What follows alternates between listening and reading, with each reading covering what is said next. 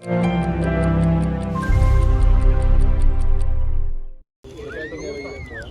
Biden administration said unaccompanied migrant children will continue to not be expelled from the United States in a bid to counter a court challenge to the current practice. The controversial Title 42 order was issued by the CDC in March 2020 when Donald Trump was president at the outset of the COVID-19 pandemic. It allowed U.S. authorities to quickly expel migrant families caught crossing the U.S. border without a chance to seek refuge in the U.S. Biden reversed some of Trump's hardline immigration policies after taking office in January 2021, but government data shows his administration has expelled migrants more than 1 million times under the Title 42 order. Early in his presidency, Biden exempted unaccompanied children from the expulsion policy. But a federal judge in Texas ruled on March 4th that Biden could no longer grant such an exemption. On Saturday, in a 21-page order justifying the decision to end Title 42 for unaccompanied children, CDC Director Rochelle Walensky cited a decrease in COVID-19 cases and increased vaccination rates in both the United States and in Central America. Chile swore in leftist President Gabriel Boric on Friday, marking the sharpest political shift the Andean country has seen in decades. In his first speech to the nation, he vowed to listen to all sides and warned of the challenges ahead. It is this Chile that only in a handful of years you've had to live through earthquakes, catastrophes, crises, convulsions, and a global health crisis and human rights violations that will never be repeated in our country. Boric, 36 years old and a former activist, took the presidential sash from outgoing billionaire president Sebastián Piñera, marking him the country's youngest ever elected leader. Boric addressed immigration, climate change, and economic inclusion, a key aspect of his platform. We also know that the economy continues to suffer and that the country needs to stand up, grow, and fairly distribute the fruits of this growth.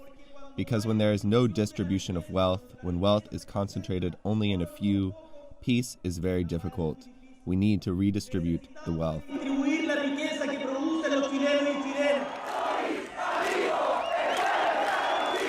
Boric's rise has sparked hope among progressives in Chile, but also stoked fear that decades of economic stability could come undone. He's vowed to overhaul a market-led economic model to fight inequality, which sparked widespread protests in 2019. The copper-producing country is also in the midst of redrafting its dictatorship-era constitution. During his speech, Boric said, quote, "We need a constitution that unites us, a constitution that's different from the one imposed by blood, fire, and fraud of the dictatorship." The young president faces a raft of challenges, including an economic slowdown, high inflation, and a split legislature that will test his deal-making abilities. Air raid sirens, gunfire, and explosions at dawn. Fighting raged outside Kyiv on Saturday, and Ukrainian officials said heavy shelling and threats of Russian air attacks were endangering attempted evacuations of desperate civilians from encircled towns and cities. Ukrainian President Volodymyr Zelensky said Russia was sending in new troops after Ukrainian forces had put 31 of its battalion tactical groups out of action. He said they were Russia's largest army losses in decades. He gave no details, and neither statement could be verified. Russian rocket attacks destroyed a Ukrainian airbase and hit an ammunition depot in the Kyiv region on Saturday morning. Interfax Ukraine quoted the local mayor as saying, "And this is what's left of the village of Bishiv, outside Kyiv, after a bombing raid." Most Russian ground forces are about 16 miles from Kyiv center, according to Britain's defense ministry. It says Moscow could attack the capital in a few days. The cities of Kharkiv, Chernihiv, Sumy and Mariupol remained encircled under heavy Russian shelling, it said. The governor of Chernihiv, around 100 miles northeast of Kyiv, gave this video update in front of the ruins of its Ukraine hotel, which he said had been hit on Saturday. There is no such hotel anymore, Vyacheslav Shaus says, wiping tears from his eyes. But Ukraine itself still exists and it will prevail. Moscow has denied targeting civilians. Zelensky also said he had spoken to German Chancellor Olaf Scholz and French President Emmanuel Macron about pressuring Russia to release the mayor of the city of Melitopol, Ivan Fedorov, whom Ukraine says was kidnapped on Friday by Russian forces. Russia hasn't commented on his fate.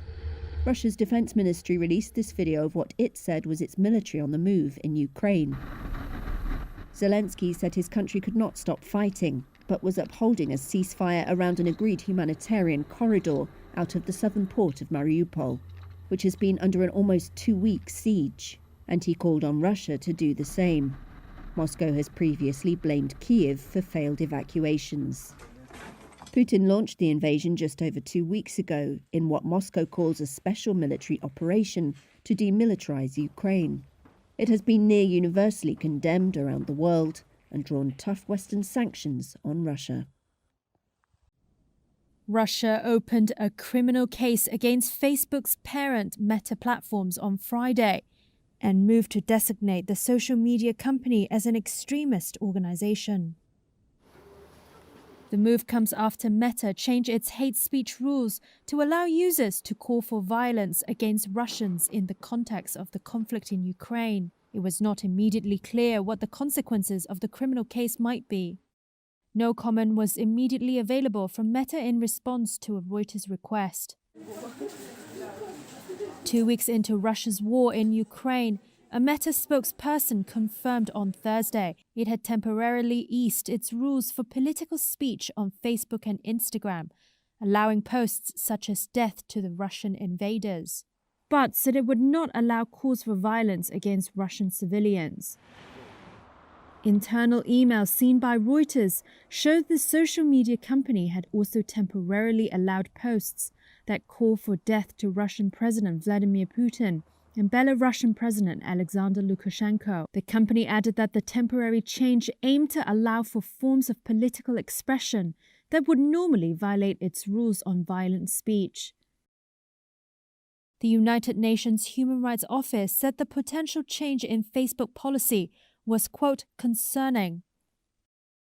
Many major social media platforms have announced new content restrictions around the conflict, including blocking Russian state media RT and Sputnik in the European Union. Twitter has removed tweets from the Russian embassy in the UK about the bombing of a children's hospital in Mariupol for breaking its rules against denying violent events, according to the company. Citing the Reuters story, Russia's embassy in the United States demanded that Washington stop the extremist activities of Meta Platforms. Moscow has cracked down on tech platforms during the invasion of Ukraine, which it calls a special operation. The streets of Ukraine's third-largest city, Odessa, were practically deserted on Saturday as the city prepared itself for a possible attack by Russian forces. Anti-tank defenses and sandbags replaced locals and tourists along the city's main thoroughfares. Shops and restaurants were closed, with many people choosing to stay home, while others have fled. At the train station, many from the neighboring city of Mykolaiv boarded trains to escape.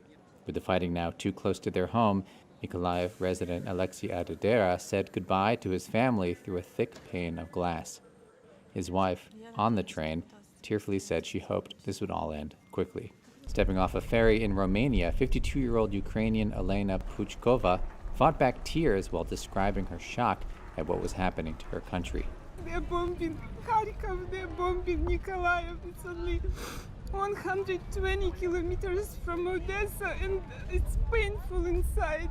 While Ukraine's neighbors reported a dip in numbers of refugees on Saturday, governments and volunteers still struggle to find shelter for the nearly 2.6 million, mostly women and children, who have fled since Russia's invasion 2 weeks ago. Refugees have aimed for cities with established Ukrainian communities and better chances of finding work.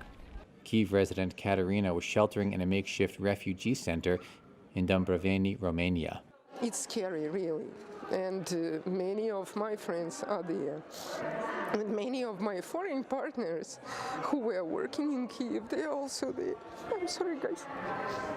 Fighting raged near Kyiv on Saturday, and Ukrainian officials said heavy shelling and threats of Russian air attacks were endangering attempted evacuations of desperate civilians from encircled towns and cities.